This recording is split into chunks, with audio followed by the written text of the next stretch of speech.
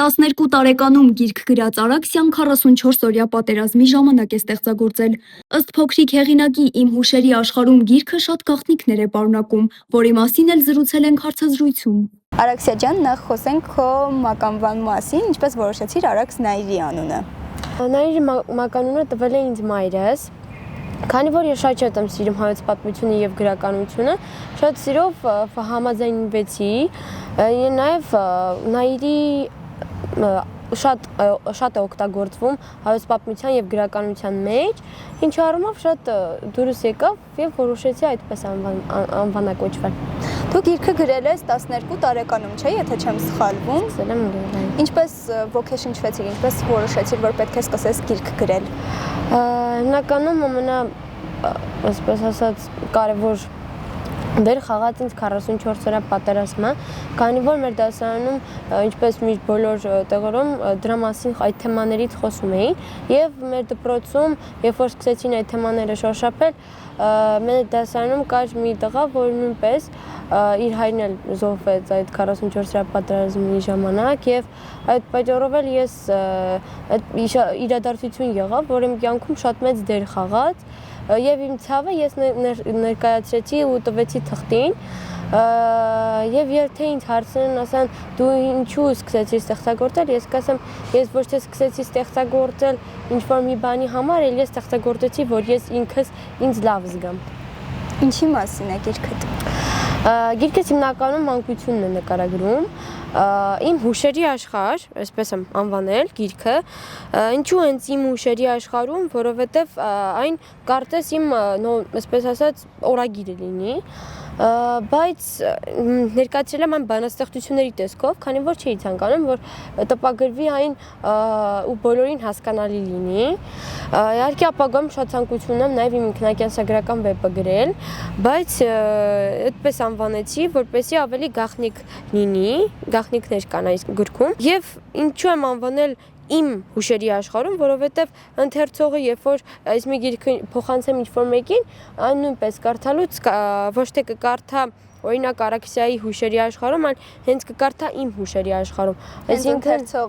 ընթերցողը կզգա իմ ստեղծագործությունները եւ ինձ թվում է այս գրքի մեջ այնպեսի թեմաներ եմ արտադրել ես, որ բոլորն էլ դուր կգան։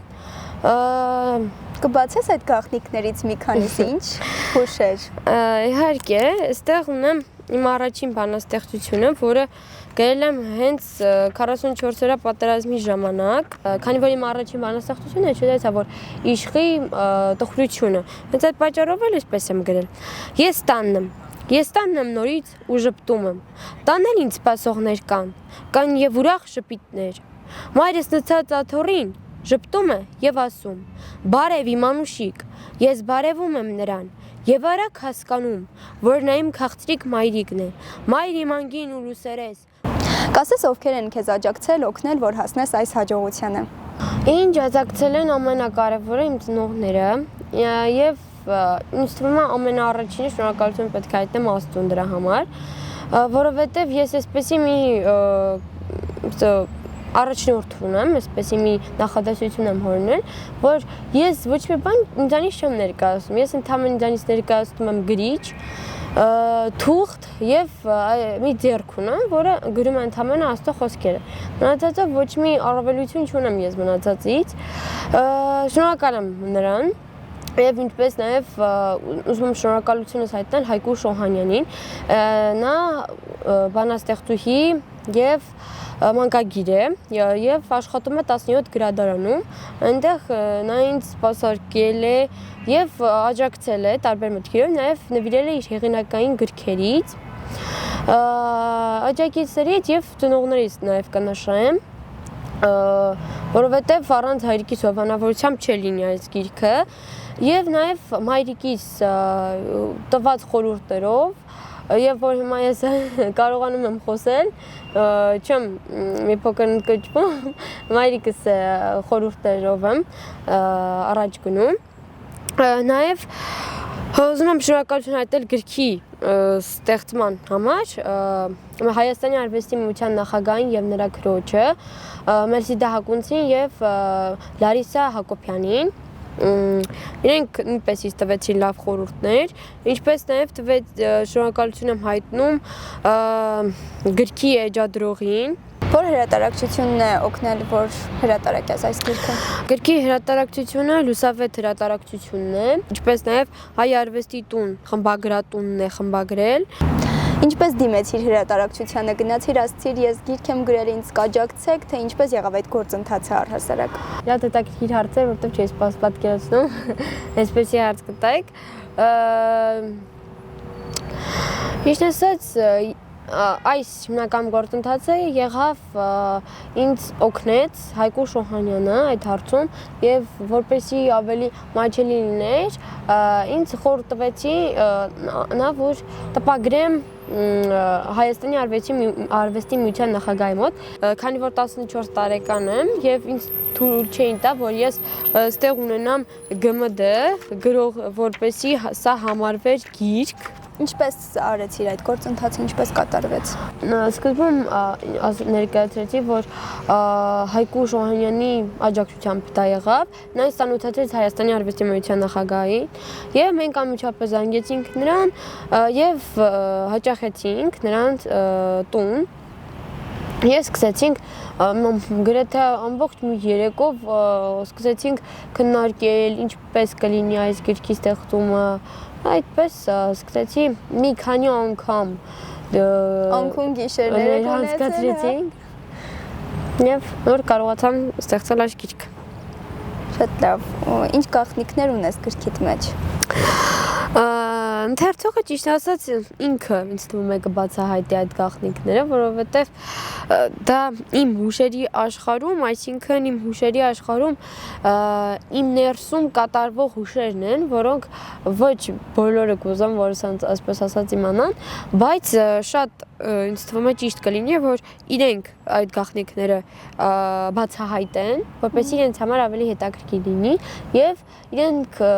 նույնպես այդ գաղտնիքները վերցնեն եւ փորձեն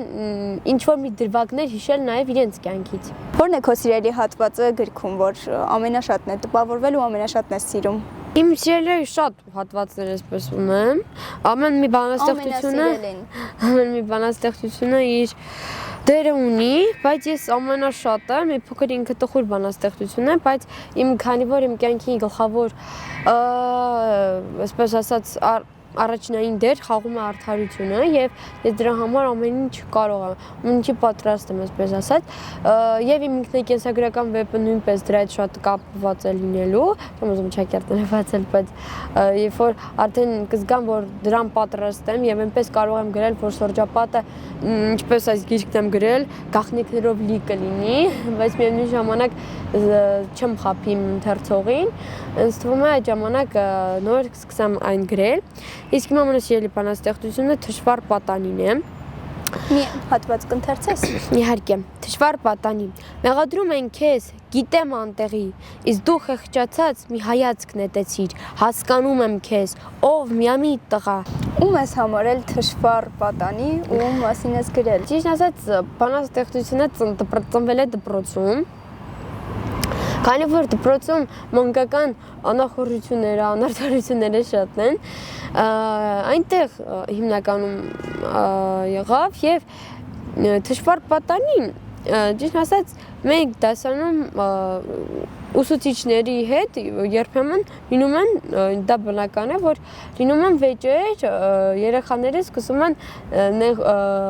շատ նեղվում են ցածր գնահատականից եւ այդպեսի մի կերպար ես վերցրեցի մեր դասանից մի տղայի, նա վիճում էր մաթեմատիկայի ուսուցչուհու հետ եւ վիճելու ընթացքում միակ տղան է մեր դասարանի, որ չի կարողանում ճիշտ արտահայտվել ու ճիշտ իր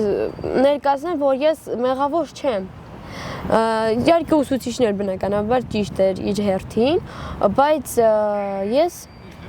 իրեն վերցրեցի որպես կերպար ու ես շատ անգամներ ցանկություն եմ ունեցել գրեմ արդարության մասին ինչ-որ մի բանաստեղծություն, բայց չի ստացվել եւ որոշեցի այդպես անել։ Թշվառ պատանին վերցրել եմ Դուրյանի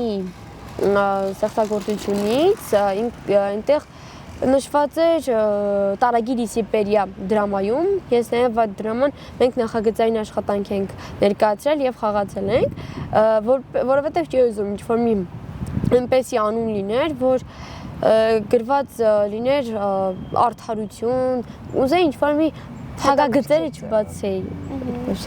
Շատ լավ, շնորհակալ եմ քեզ։ Հիշեցնեմ, որ մենք զրուցում էինք Արաքսիայի հետ, ինչպես ինքը ցանկանում է իրեն անվանել Արաքս Նայիրիի հետ։ Շնորհակալ եմ հաճելի զրույցի համար, կհանդիպենք։ Ես նույնպես շնորհակալ եմ։ Հավանիր տեսանյութը եւ բաժանորդագրվիր նորությունները բաց չթողնելու համար։